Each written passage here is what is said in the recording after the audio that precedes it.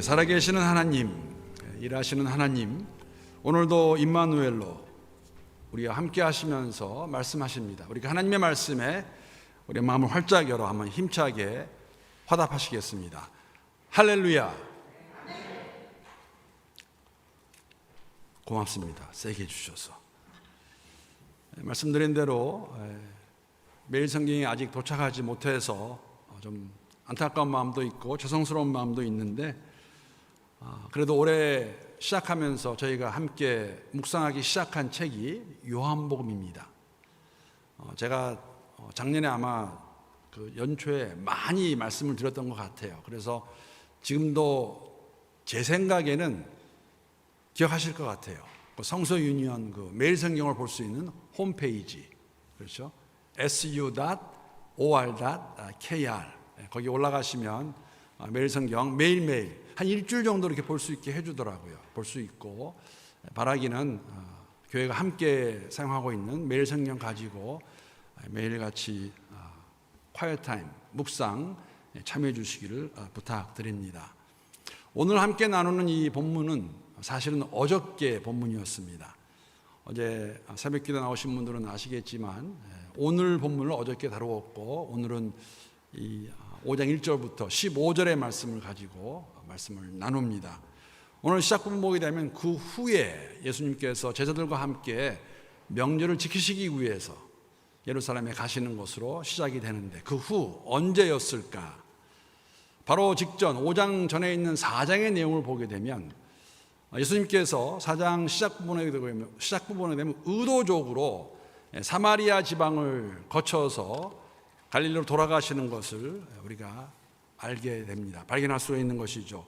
의도적이라고 말씀을 드리는 이유는 예수님 당시에 사실 같은 유대인이었지만 인정받지 못했고 차별받았던, 차별되었던, 무시당했던 이 사마리아 사람들과 이 사마리아 지역을 유대에서 갈릴리로 오갈 때에 일부러 피했습니다. 그런데 예수님께서는 일부러 의도적으로 이 제자들을 데리고 사마리아 지역에 들어가시고, 그 사마리아 지역에 수가성이라는 곳에 가시게 되고, 거기에서 우리가 너무나 잘 알고 있는 한 사마리아 여인과 이렇게 만나시게 되고 대화하는 내용, 사실 그 사마리아 여인의 간증이라고 말할 수 있을 것 같아요. 자신의 과거를 다 알고 있는 예수님을 메시아로, 특별한 선지자로 이렇게 생각을 하고 동네에 가서 동네 사람들에게 말을 했고, 동네 사람들이 다 나와서 사실 예수님께서 자신들의 동네에 좀 더 머물기를 요청했습니다. 그래서 머무르는 가운데 말씀을 선포하셨고 수많은 사람들이 예수를 믿은 것을 우리가 알 수 있습니다. 그리고 나서 그 수가성에서 며칠 거하시다가 갈릴리로 돌아가셨을 때에는 가나라는 동네에 가셨습니다. 여러분 가나 기억나시죠? 요한복음 2장에 나오는 그 물을 포도주로 만든 사건, 첫 번째 기적을 이루신 곳이 가나입니다. 가나는 사실 여러분 예수님의 고향이라고 말할 수 있는 나사렛에서 북쪽으로 한 13km 정도 떨어진 곳입니다. 그곳에 가셨는데, 그곳에 계신다는 것을 들은 가버나움은 또 어딜까? 가버나움은 가나에서 북동쪽으로 한 35km 떨어진 곳입니다. 갈릴리 호수의 북쪽에 있는 도시가 가버나움입니다. 가버나움에 살고 있던 왕의 어떤 한 신하가 자신의 아들이 죽게 되었는데 아마 예수님의 소문을 들었던 것 같아요. 그래서 그 소문을 들은 가운데서 물에 빠지면 지팡이로 잡는다고 그러한 심정으로 예수님을 찾아옵니다. 예수님께서 그 신하의 아들의 병을 고쳐주시죠. 그 후에 이런 일이 있고 난 다음에 오늘 본문은 예수님께서 다시라고 말씀을 드리는 이유는 3장에서도, 요한복음 3장에서도 예루살렘에서 명절을 지키신 것을 우리가 알고 있기 때문에 다시 명절을 지키시기 위해서 명절 때에 예루살렘으로 가시는 것을 우리가 오늘 본문을 통해서 알 수가 있습니다. 그런데 한 가지 흥미로운 것은 여러분, 오늘 본문에는 이 명절이 어떤 명절인지 말하고 있지 않아요. 3장에서는 분명히 말합니다. 6월절이었다고. 제가 이렇게 장황하게 설명을 드리는 이유는 왜 그럴까요? 다른 이유 없습니다. 매일 성경 스케줄에 따라서 오늘까지 5장까지 오신 분들은 이 내용을 다 알고 계세요. 그렇죠? 모르시는 분들은 함께 같이 잘하자고 그런 의미에서 제가 이렇게 말씀을 드린, 그걸 떠나서 왜 명절을 3장에서는 유월절이라고 밝히고 있고 사도 요한이 쓰고 있고 5장에서는 말하고 있지 않을까? 크게 두 가지 이유가 있다고 생각합니다. 첫 번째는 뭐냐면 명절이 중요하지 않아요. 어떤 명절인지. 이것이 유월절인지 장막절인지 77절인지, 77절은 오순절입니다. 불임절은 여러분 에스더서에 나오는 그런 나팔절인지, 사실 그런데 유대인들에게는 이러한 많은 명절들 가운데서 세 명절은 굉장히 중요했습니다. 특히 유월절, 장막절, 77절이 되면 모든 유대인들이 예루살렘 성전에 가서 이 명절을 지켰습니다. 3장에서는 왜 유월절이라고 말하고 있냐면 3장의 사건과 유월절이 긴밀한 관계가 있기 때문에, 그러니까 3장의 내용을 잘 이해하시려면 유월절의 의미를 바로 아셔야 됩니다. 유월절은 사실 저희들도 많이 알고 있죠. 여러분, 유월절이 어떠한 명절입니까? 유월절 하면 생각나는 사건이 무엇입니까? 출애굽 사건입니다. 그렇죠? 출애굽 사건에서 마지막 재앙이 무엇입니까? 다 알고 계세요. 장자의 죽음. 그렇죠? 애굽 땅의 모든 장자가 죽는 재앙을 내리셨는데 그 재앙을 피할 수 있는 길도 함께 말씀해 주셨어요. 뭐라고 말씀하십니까? 양을 잡아서 그 피를 문틀에다 바르면 이 죽음의 천사가 와서 문틀에 피가 발라있는 그 집은 패스 오버합니다. 그렇죠? 넘어가서 장자를 잃지 않았죠. 이것을 기념하며 드리는 축제하는 명절이 유월절이었습니다. 여러분, 유월절을 지킬 때 필요한 게 뭐냐면은 제물이에요. 특히 양을 가지고 가야 되는데, 물론 유월절에서 문틀에 양의 피를 바르는 것은 오실 그리스도 예수가 십자가에서 흘리실 피를 예시하고 있는 것도 맞습니다. 그러나 이스라엘 백성들이, 유대인들이 예수님 당시에 유월절을 지킬 때에는 유월절 지키기 위해서 이 제물을 가져가야 되는데, 이게 뭐 소가 됐건 비둘기가 됐건 양이 되었건 염소가 되었건, 그런데 여러분 생각해 보세요.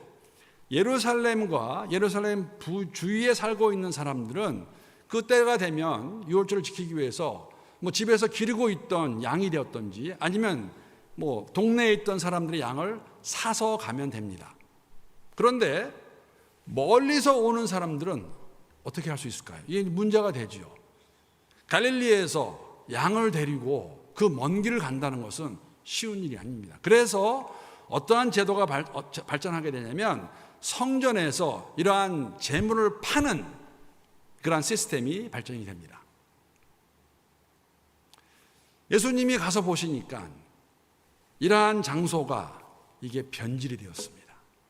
그래서 요한복음 3장에 보게 되면, 요한복음 2장에 보게 되면 이렇게 기록하고 2장 14절에서 16절까지의 말씀, 3장 14절 같습니다. 3장 14절 16절까지의 말씀 제가 한번 읽어보겠습니다. 성전 안에서 소와 양과 비둘기 파는 사람들과 돈 바꾸는 사람들이 앉아 있는 것을 보시고 노끈으로 채찍을 만드사 양이나 소를 다 성전에서 내쫓으시고 돈 바꾸는 사람들의 돈을 쏟으시며 상을 엎으시고 비둘기 파는 사람들에게 이르시되 이것을 여기서 가져가라. 내 아버지의 집을 장사하는 집으로 만들지 말라 하시니.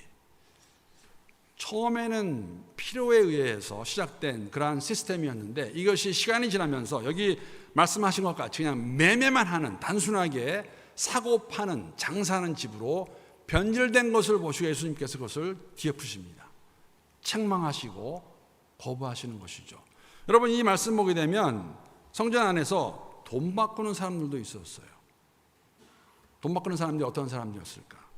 이건 다른 것이 아니라, 여러분, 성전에서 제물에 필요한 동물을 살 때에는 일반적으로 쓰고 있던 돈을 쓸 수가 없었습니다. 그 돈을 먼저 바꿔야 됩니다. 무슨 돈으로? 성전에 사용하는 돈으로. 그 돈을 가지고만 살 수 있는. 그러니까는 이 성전 시스템에서 이게 다 변질된 것이죠. 그래서 이 제물을 파는 사람들은 양쪽에서 돈을 취할 수 있는 거예요. 돈을 바꿔줄 때에 이득을 취하고 또 팔 때에도 이득을 취하고, 이러한 것을 책망하시는, 그래서 포인트는 다른 것이 아니라 3장에 나오는 유월절을 말씀하시는 이유는 그 성전 정화 사건을 우리가 바로 이해하려면은 이러한 배경을 알아야 되지만, 오늘 5장에 나오는 베스다 목가에서 하시는 일은 사실 명절과는 상관이 없습니다. 다만 저희들에게 이 사건을 통해서 우리가 독자들이 우리에게 바로 알기 원하시는 내용이 있다는 것이죠. 포커스가 명절이 아니라 이 일어난 사건에 대해, 특히 베데스다 목가에서 38년 된 병자가 낫는 그 모습을 통해서 오늘 여러분과 제게 주시는 하나님의 말씀, 음성은 무엇일까? 이 내용도 잘 아는 내용이에요.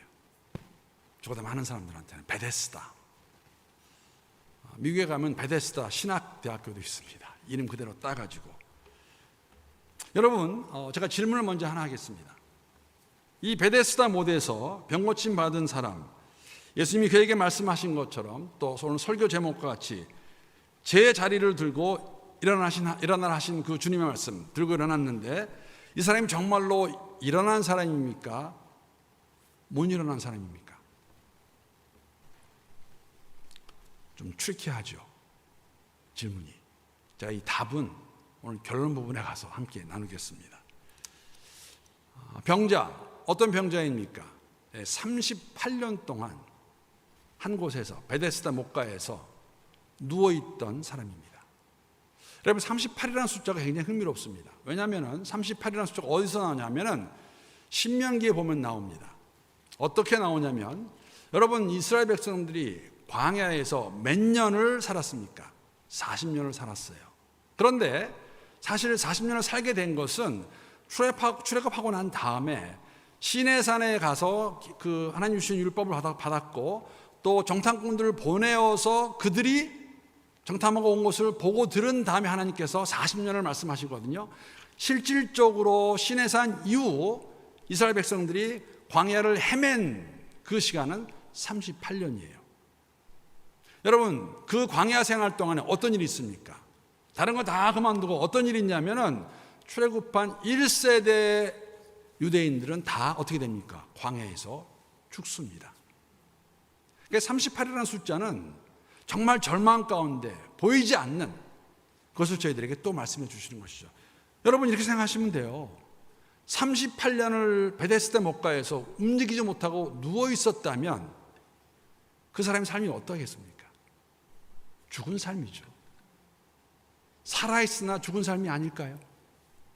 물론 오늘 베데스다 목가에는 38년 된 이 병자를 비롯해서 다른 사람들, 다른 환자들도, 병자들도 있었죠. 거기에 보게 되면은 시각장애인도 있었습니다. 거기에는 다리 저는 사람도 있었습니다. 개역 개정에서는 혈기 마른 사람이라고 묘사하고 있지만 세번역을 보게 되면 혈기 마른 사람을 중풍병자라고 말하고 있습니다. 수많은 사람들이 베데스다 목가에 있었습니다. 여러분, 이 모습조차도 사실은 굉장히, 지금 말씀드렸죠, 예수님이 예루살렘에 가신 이유가 무엇입니까? 오늘 본문의 배경이 무엇입니까? 명절을 지내시기 위해서, 명절을 지키기 위해서. 여러분, 명절은 어떤 날입니까? 함께 모여서 기뻐하고 축제하는 날이에요. 성 안에서는 지금 명절을 지키고 있는데, 여기에 있는 이 사람들은 이게 명절일까요? 이게 축제일까요? 여러분, 왜 이 사람들은, 이 병자들은 함께 할 수 없을까요? 왜냐하면 이 당시에 이러한 사람들은 다 부정한 자들로 취급받았기 때문에. 이렇게 말씀드리면 이해가 더 쉬우실 것입니다. 복음서에 보게 되면 여러분 기억나시죠? 예수님의 제자들조차도 하루는 함께 길을 가다가 앞을 못 보는 시각장애인을 만나게 됩니다. 그럴 때 그들이 예수님께 뭐라고 질문합니까? 예수님, 이 사람이 앞을 보지 못하는 것이 뭐라고 말하죠? 누구의 죄입니까? 그러니까 그 당시에 뭐냐면, 이렇게 병을 얻은 것, 이런 아픔이 있는 것은 다 죄로 인했다는 그런 생각이 있었다는 것이죠. 부정한 자들이에요. 사실 여러분, 제가 목회하면서 그런 것을 가끔 느낄 때가 있어요. 우리에게도 아직까지 육신의 병을 죄로 연결시키는 사람들이 적지 않다는 거죠. 그 이유, 그래서 어떻게 되냐면은 내가 아픈 것을 다른 사람이 아는 것을 많이 원치 않은 분들이 종종 있습니다. 여러분, 그렇지 않습니다. 사실은 우리가 아픈 것을 함께 나눌 수 있다면 그것을 가지고 우리 가십거리를 만드는 것이 아니라, 어떤 루머를 만드는 것이 아니라 정말 그 상황을 기억하면서 기도한다는 것은 필요한 것인데, 어쨌든지 간에 이때도 그랬습니다. 그리고 더 나아가서 왜 축제에 참여할 수 없냐면 부정한 자로, 사회적으로, 종교적으로 취급받지 못하는 것도 있지만, 여러분, 지금 이 사람들이, 이 병자들이 베데스다 목가에서 머무른 이유가 뭐예요? 천사가 내려와서 물을 동요하게 되면 누가 먼저 들어가면 나으니까, 아니 잘못해서 축제하러 갔다가 그날 물이 동요하면 어떻게 해요? 그 자리에 있어야죠. 물을 보고 있어야죠. 그래서 함께 참여하지 못했던 것이죠. 더 나아가서 아이러니한 건 뭐냐면, 지금 베데스다 목가가 어디에 있냐면 양문 주위에 있었습니다. 부근에 있던 것입니다. 여러분, 양문이 무슨 문일까요? 양의 문입니다. 양의 문. Sheep gate. 양들이 통과하는 문입니다. 그러니까 어떤 문이냐면, 성전에 가서 제사를 지내야 될 때 필요한 제물, 양을 데리고 들어가는 문이 양문이었어요. 그래서 어떤 학자들은 아마 베데스다 못이 이러한 양들을 깨끗이 씻겨서 가지 않았을까라고 추측을 합니다. 그러한 제사를 지내는 이유, 깨끗함을 얻기 위해서 양들을 데리고 들어가는데, 그 주위에 있는 베데스다 목가에 있는 사람들은 그것을 전혀 경험할 수 없는, 그냥 그런 상태로 지내야만 되는 그러한 상황을 저희들이 보여주고 있고, 더 나아가서 여러분, 이 지명도 흥미롭습니다. 베데스다, 히브리어입니다. 베데스다의 의미는 뭐냐면, 정말 하나님의 성품이 다 들어가 있는 단어가 이 두 단어를 맞춘 건데, 이 벳이라는 단어는 여러분 그 배너 기억나시죠? 허의 집, 원래 그 의미가 그건데, 허에 속한 사람들의 집이랑 같이 이 베데스다라는 단어는 사랑, 은혜, 자비, 이러한 뜻이 들어가 있는, 그래서 자비의 집이라고 부를 수 있는 하나님의 자비. 그런데 여기에 있는 사람들은 그 자비를 경험할 수 없는, 만약에 그 자비가 병고침이라면 병고침을 얻을 수 있는 유일한 방법이 있다면 무엇이었을까? 오늘 본문 보게 되면 4절에 이렇게 기록하고 있습니다. 4절 내용 읽어보겠습니다. 이는 천사가 가끔 못에 내려와 물을 움직이게 하는데, 움직인 후에 먼저 들어가는 자는 어떤 병에 걸렸든지 낫게 되미려라. 38년 된 병자를 포함해서 다리 저는 자, 중풍병자, 앞을 못 보는 시각장애인, 또 다른 병자들, 이들에게 유일한 희망이 있다면, 바람이 있다면 무엇일까요? 어느 날이 될지 모르지만 천사가 내려와서 베데스다 목가의 그 물을 동요시키면, 움직이면 내가 들어가면 나을 것이다. 내려오는 전설입니다. 사실 이 내용을 읽을 때마다 저는 항상 그런 생각을 갖게 됩니다. 이게 정말 맞는 얘기일까? 정말 그랬을까? 전설이었고 민간 속설이었겠죠. 좋은 내용입니다. 적어도 그 병자들에게는, 환자들에게는 소망의 끈을 놓지 않을 수 있도록 도와주는 말이죠.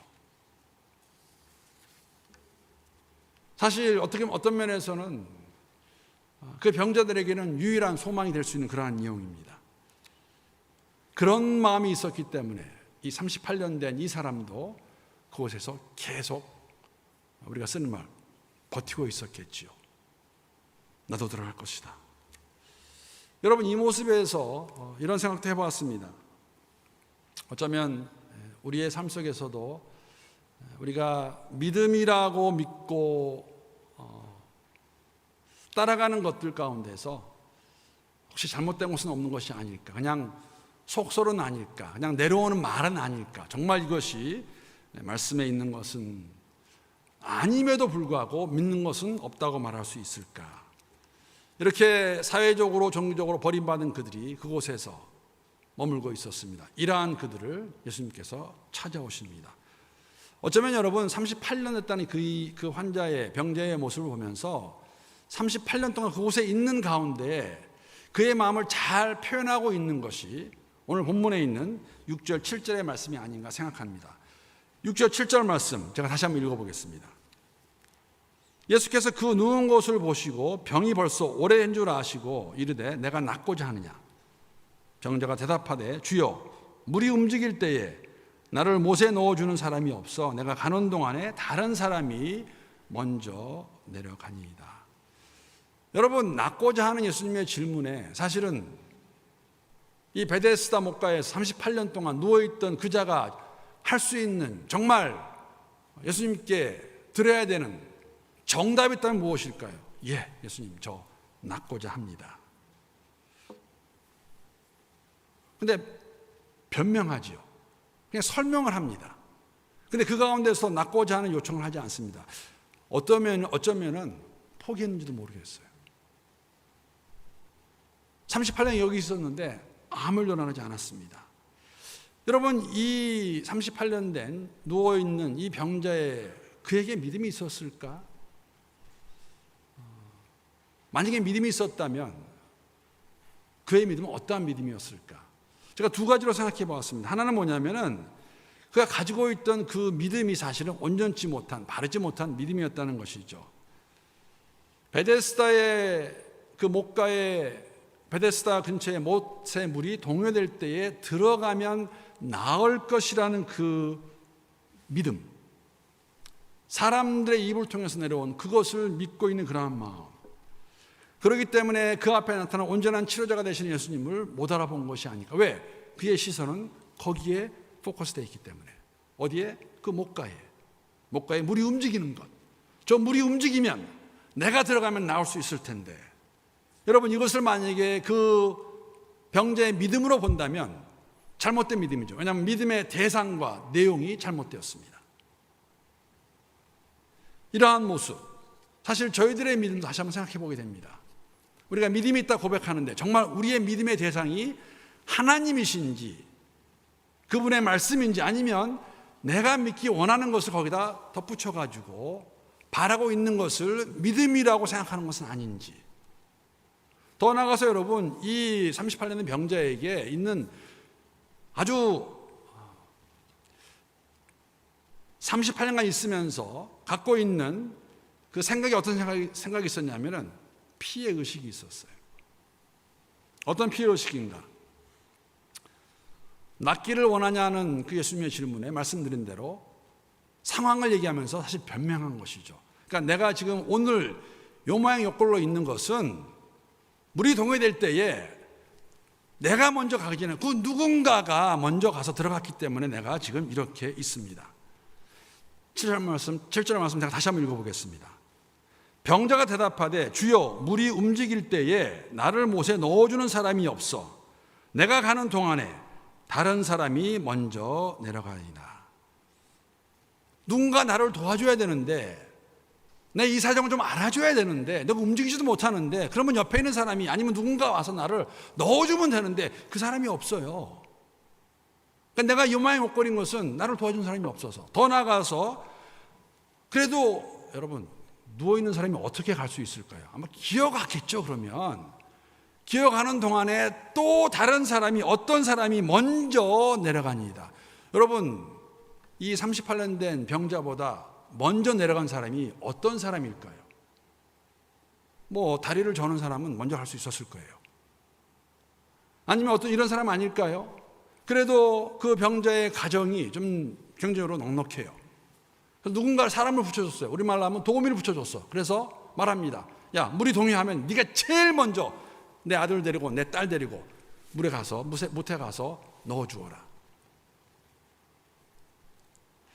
이해가 가는 답이긴 하지만 이 병자에게는 세상을 탓하는, 세상을 원망하는 누군가를 향해서 갖고 있는, 아니면 자기 연민이 되었던지 이러한 모습을 저희들이 보게 됩니다. 낫기 원하느냐? 예수님, 그런데요 이래 해서 제가 이런 상황에 있습니다. 그런데 예수님은 좋으신 분이에요. 이러한 그에게 먼저 찾아오셨고 그를 고쳐주십니다. 오늘 8절 말씀 보게 되면 이렇게 기록하고 있습니다. 예수께서 이르시되 일어나 내 자리를 들고 걸어가라 하시니. 일어나 내 자리를 들고 걸어가라 하시니. 여러분, 38년간 움직이지 못했던 그 병자가 누워있던 그 자리는 어떤 자리였을까요? 38년간 그 자리에서 느끼고 판단한 자신만의 세계의 자리입니다. 세상을 향한 원망, 자기 연민, 열등감, 불평, 불만, 내 삶은 왜 이럴까? 그런 자리 아니었을까요? 왜? 38년을 그 자리에서 물이 동요되기만 기다리고 동요가 된다 할지라도 들어갈 수 있는 방법이 없었습니다. 그 자리에서 일어나 걸으라고 말씀하십니다. 여러분과 제가 병자였다면 그 이야기를 듣는, 그 말을 들었을 때 어떤 반응 보이셨겠어요? 그래? 일어나면 돼? 그럴 수도 있어요. 또 한편으로는 당신 누군데 나한테 그런 말 하는 거지? 내가 38년을 이 자리에 이렇게 있었는데 나보러 일어나라고?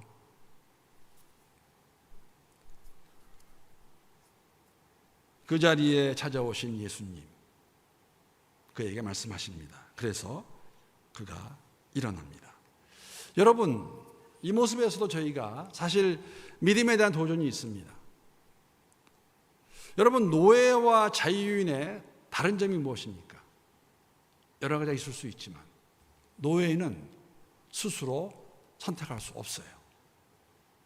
자유인은 그렇지 않습니다. 여러분과 저를 예수 그리스도 안에서 자유인으로 만들어 주셨어요. 새로운 피조물로 만들어 주셨습니다. 이 모습 가운데 우리가 알 수 있는 것은 뭐냐면 이런 거 있죠. 말씀을 우리가 정말 믿고 의지한다 그러는데 막상 삶의 모습 가운데서는 그게 안 나오는 거예요. 여러분, 38년 된 병자의 모습을 통해서 우리가 볼 수 있는 것이 있다면 오늘 물론 9절 말씀 보게 되면 이러한 상황 가운데서 그 병자는 결단합니다. 일어납니다. 9절 말씀 보게 되면 그 사람이 곧 나와서 자리를 들고 걸어가니라. 아마 여러 가지 생각이 있었을 거예요. 내가 일어날 수 있다고요. 38년 동안 일어나지 못했다면 여러분 쉽지 않았을 겁니다. 그러나 그는 자리를 박차고 걸어가는 것, 자리를 들고 걸어가는 것을 저희들에게 보여주고 있습니다. 여러분, 이 모습이 우리에게 주는, 정말 우리가 말로 계속 어렵다 힘들다 그러는데 여러분, 오미크론 이 팬데믹은 그런 거 보여주는 거 아닐까요? 우리가 너무나 잘 알고 있는, 의학이 발달하고 정말 살기 좋은 그런 시대가 됐다고 그러지만은 이거 해결이 안 되지 않습니까? 언제 해결이 될까요? 보장이 있습니까? 알 수 있습니까? 아무도 알 수 없어요. 그러면 제가 이러한 가운데서 정말 믿고 나아갈 수 있는 것이 무엇이 있습니까? 살아계신 하나님, 그 하나님의 말씀, 정말 그 말씀을 우리가 듣고 이 모든 것을 박차고 자리를 들고 걸어갈 수 있을까? 예수님을 안다, 사랑한다 고백하는 저희들의 삶 속에서 이 병자의 모습과 같이 주의 말씀 의지하여서 다 던져버리고 박차고 일어날 수 있는 여러분과 저, 우리 교회가 될 수 있기를 주님의 이름으로 축복합니다. 그런데 여러분, 이 이야기 이렇게 끝나지 않아요. 오늘 본문 말씀 보게 되면 우리는 한편으로 말씀드린 대로 누구를 향한 불평이나 불만이나 원망이나 더 나아가서 저도 그럴 때 가끔 있는데 자기 연민, 나를 사랑하는 거죠. 그렇죠? 이러한 것들을 말씀 안에서 던져버리고 일어나는데 오늘 본문을 잘 보게 되면 이것으로 끝나지 않고 예수님께서 다시 그를 찾아오셔서, 만났다고 표현되고 있지만 다시 그를 찾아오셔서 이렇게 그에게 말씀하십니다. 오늘 본문 14절 말씀입니다. 14절 말씀을 한번 함께 읽어보겠습니다. 자, 시작. 그 후에 예수께서 성전에서 그 사람을 만나 이르시되 보라, 내가 나았으니 더 심한 것이 생기지 않게 다시는 죄를 범하지 말라라고 말씀하십니다. 여러분, 오늘 본문의 내용이 물론 요 바로 앞에 9절에서 자리를 들고 걸어간 그 병자에게 누가 찾아옵니까? 유대인이 찾아와서 묻습니다. 너를 낫게 한 자, 일어나 걸어가게 한 자가 누구냐? 그리고 너 이렇게 낫는 것 옳지 않다라고 말해요. 왜 옳지 않습니까? 예수님이 그 병자를 고치신 날이 언제였어요? 하필이면 공교스럽게도 안식일이었어요. 여기 있는 유대인들은 분명히 종교 지도자였을 것입니다. 그들에게는 38년 동안 앉아있다가 일어난 그 병자를 향한 마음이 조금도 없어요. 하나도 없습니다. 무엇이 관건인가? 왜 이 일을 안식일 했느냐? 왜 율법을 폐하느냐? 도대체 이 일을 한 사람이 누구냐? 그런데 이 병자가 몰라요. 모른다고 말합니다. 예수님이 누구인지도 모르는 게 당연하죠. 왜? 찾아오셨으니까. 그리고 이 병자는 사실 믿음도 없었어요. 예수님이 의도적으로 임의적으로 그냥 고쳐주신 것뿐이에요. 그래서 일어난 것입니다. 그런데 여러분, 지금 이 배경이 언제입니까? 이게 명절입니다. 예루살렘 성전에 수많은 사람들이 있는데, 여러분, 그 수많은 사람들 가운데 다시 우연하게 만났다, 그렇게 볼 수도 있어요. 그런데 이 내용을 보게 되면 예수님께서 그를 찾아오신 게 맞습니다. 다시 오신 게 맞습니다. 그리고 말씀하신 게 뭐냐면, 내가 나았는데 더 심한 것이 생기지 않게 다시는 어떻게 하라고요? 죄를 범하지 말라고 하십니다. 돌아갑니다. 이 병자가 일어났습니까? 안 일어났습니까? 표면적으로는 일어났어요. 육체적으로는 고침을 받았어요. 그런데 그의 영혼은 그러한 일이 일어나지 않았습니다. 왜냐하면 15절 말씀 보게 되면 이렇게 기록합니다. 예수님이 오셔서 말씀하시니까 누군지 알았잖아요. 이 사람이 예수라는 자구나. 그 다음에 15절 보게 되면 그 사람이, 병고침 받은 사람이 유대인들에게 가서 자기를 고친 이는 예수라 하니라. 무슨 의미일까? 이 병고침 받은 사람이 세상을 어떻게 사는지 아는 것이죠. 잘 보니까 유대인들이 예수님을 찾고 있는 것 같아. 관계가 안 좋은 것 같아. 그래서 그들에게 가서 사실은 어떻게 이렇게 말할 수 있어요. 고자질하는 거예요. 말해주는 겁니다. 왜냐하면 이게 있고 난 다음에 16절부터 보게 되면 이 일로 인해서 유대인들이 예수님을 박해하기 시작했고, 예수를 찾아와서 따졌을 때에 아버지와 내가 하나라는 것을, 그 말을 듣고 유대인들은 어떻게 하기 원합니까? 예수를 죽이기 원합니다. 이 모습 속에서 그러므로 외형적으로, 표면적으로 고침을 받았어요. 예수님이 고쳐주셨어요. 여러분, 예수님이 고치시는 사역을 하는 목적이 무엇입니까? 그런 걸 통해서, 그 사역을 통해서 하나님을 알기 원하는, 예수를 믿기 원하는 그 모습, 메시아를 받아들이기 원하는. 그런데 이 사람은 다시 찾아와서 말씀하시는 그 죄를 짓지 말라, 우리가 이 세상에서 하나님의 자녀로 구원의 삶을 살아갈 수 있는 방법, 비밀이 있다면 우리의 삶 가운데 죄를 멀리하는 겁니다. 죄를 짓지 않는 것입니다. 이 병자는 육체의 회복은 얻었지만 영원히 주를 만나지 못하는 그러한 안타까운 상황을 저희들에게 보여주십니다. 사랑하는 성도 여러분, 우리 허락하신 구원은 옛 생활과의 단절입니다. 옛 모습과의 결별입니다. 세상 방식과 세상 가치관의 결별입니다. 주님만이 우리가 모든 것 되시며 생명 되시며 주님만이 온전한 안식 주심을 우리가 기억하는 가운데에 오늘도 우리에게 이 치유 회복을 약속해 주시고 우리에게 주십니다. 그 예수 안에서 주님을 바라보며 이 자리를 박차고 일어나서 믿음 안에서 말씀 안에 살아가는 우리 모두가 될 수 있기를 우리 주님의 이름으로 축복합니다.